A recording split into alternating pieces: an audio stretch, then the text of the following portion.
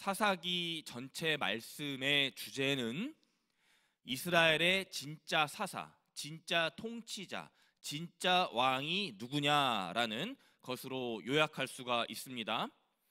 총 12명의 사사가 등장하게 되는데 온니엘의 첫 번째 사사, 그리고 마지막 삼손까지 12명의 사사들이 나오게 됩니다. 이 중 사사기 6장부터 나오게 되는 오늘의 기드온은 이 사사들 12명 중에 한 중간 정도에 등장하고 있는 인물이 됩니다. 이때 미디안과 아말렉 족속 치하에서 온갖 고통과 핍박, 압제 속에서 이스라엘이 살아갈 때였죠.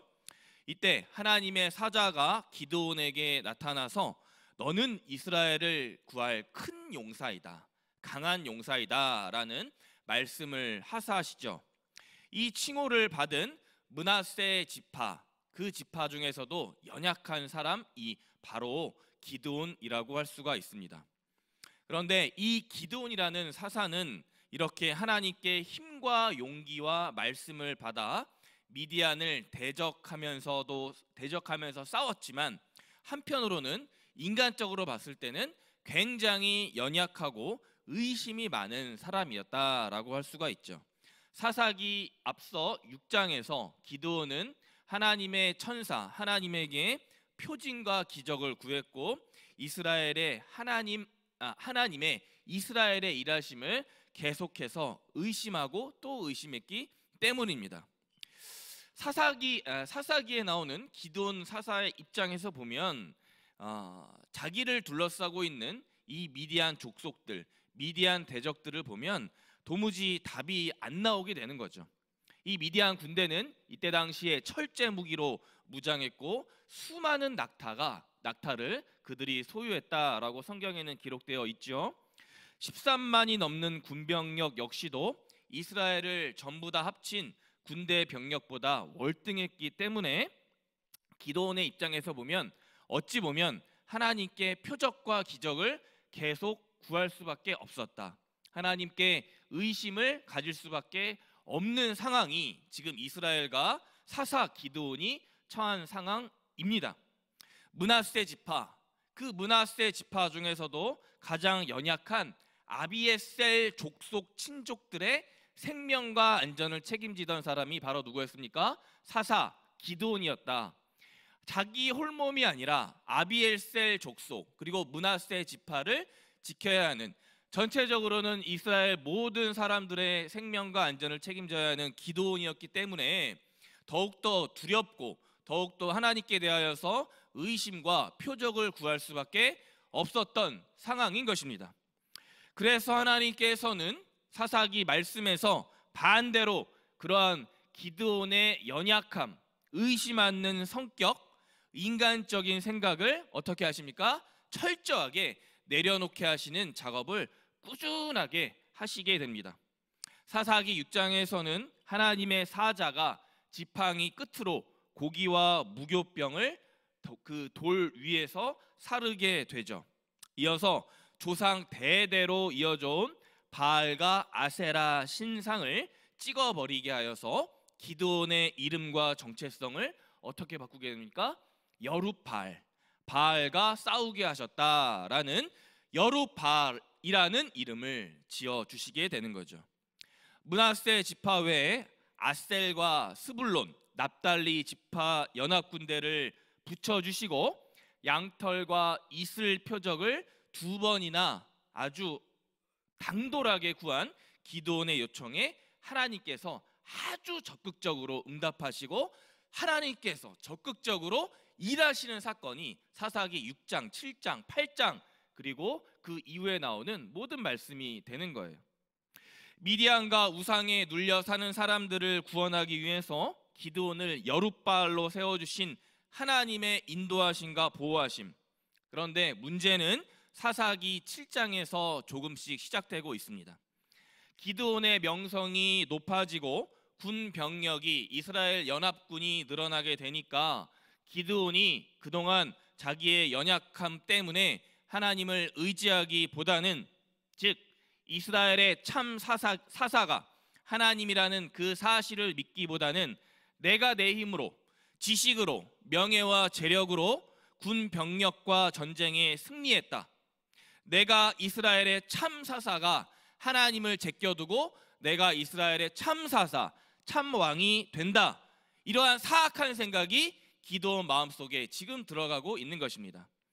그래서 하나님은 기드온이 사람의 수, 사람의 병력을 의지할까 봐 미디안 전쟁에 앞서서 원근각처에 모인 32,000의 사람을 두 번에 걸쳐 줄이시게 되죠. 사사기 7장 2절 하반절의 말씀에는 이렇게 기록되어 있어요. 이는 이스라엘이 나를 거슬러 스스로 자랑하기를 내 손이 나를 구원하였다 할까 함이니라. 아멘. 하나님께서 기드온에게 하신 말씀입니다.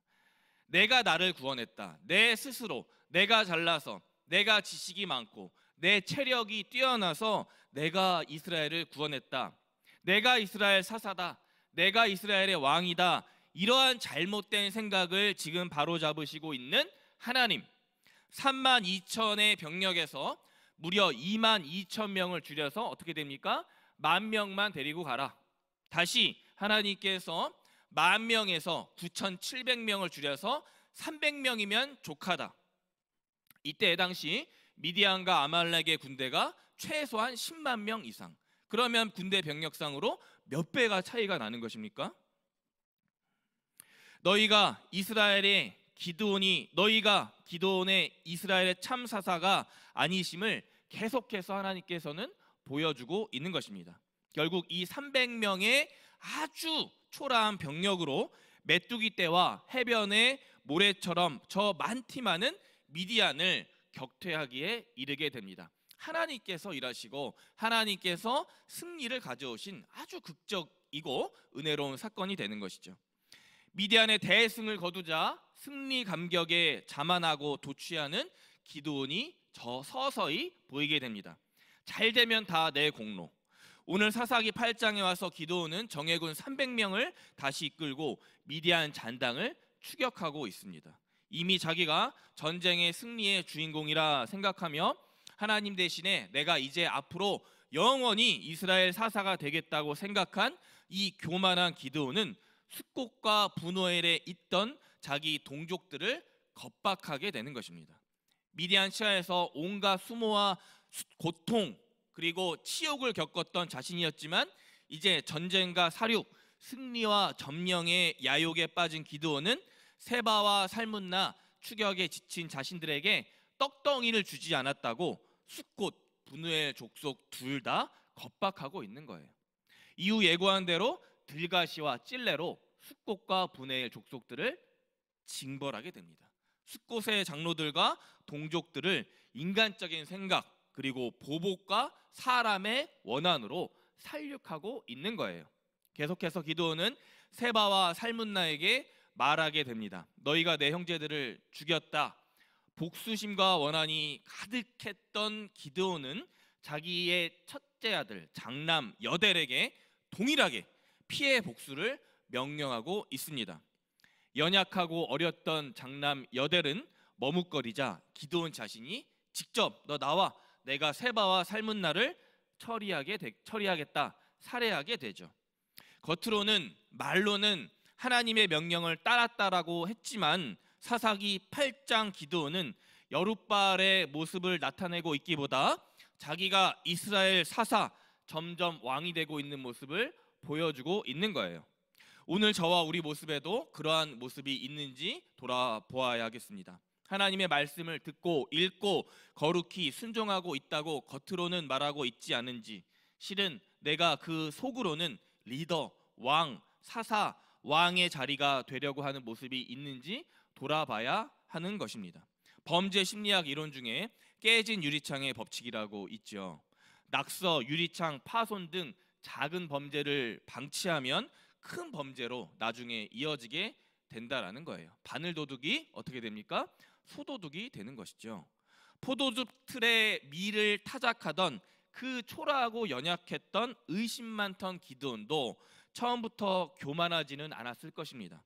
승승장구하니까 하나님이 전부 내 생각과 의지대로 응답해 주시니까 하나님께서 열심히 내 곁에서 일해주고 계시니까 내가 하는 말과 명령이 전부 다 옳다라는 함정에 자가당착에 빠지고 있는 모습입니다. 사소한 마음의 생각과 교만함이 점점 자라서 처음에는 작은 눈에 보이지도 않은 그 유리창의 실금 정도였지만 나중에는 그 큰 유리창이, 통유리창이 완전하게 박살나게 되는 것입니다. 비록 숫곳과 분우엘이 기드온의 청을 그리고 기드온의 부탁을 거절했다라고 했지만 숫곳과 분우엘 역시 연약한 족속이었습니다. 동족이었어요.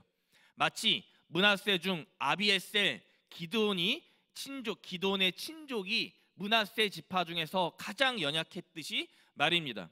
동족 숫곳과 분우엘의 잘못을 응징하기보다는 그들의 연약함을 먼저 보듬고 덮어주었다면 그렇게밖에 할 수 없었던 분우엘과 숫곳의 사정을 먼저 헤아렸다면 기드온의 상황은 어떠했을까 생각해 봅니다. 말씀을 맺겠습니다.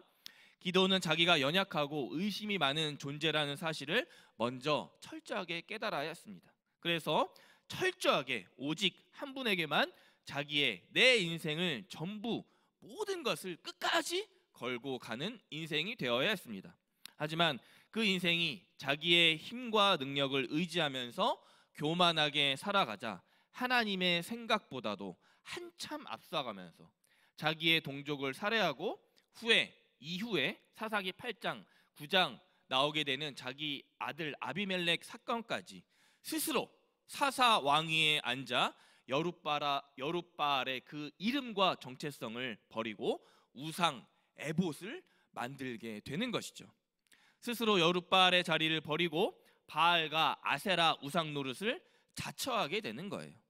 다행인지 불행인지 그가 있었던 40여 년 동안 이스라엘 족속들은 평온함을 누렸지만 다시 부와 명성을 축적하면서 이방 우상의 씨앗과 발판을 만들게 되는 것입니다.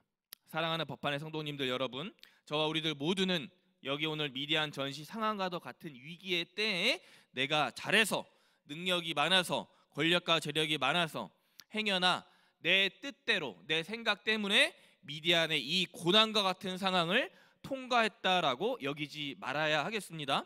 오히려 하나님께서 미디안 전쟁의 고난을 건너게 하셨고 우리 인생 모든 영역에 진짜 사사 왕이 하나님이 되셨기 때문에 오늘 내 인생이 겸손히 말씀 앞에 엎드려 말씀에 순종하게 하셨다라는 이 진실한 고백이 오늘 우리에게 있어야 하는 것입니다.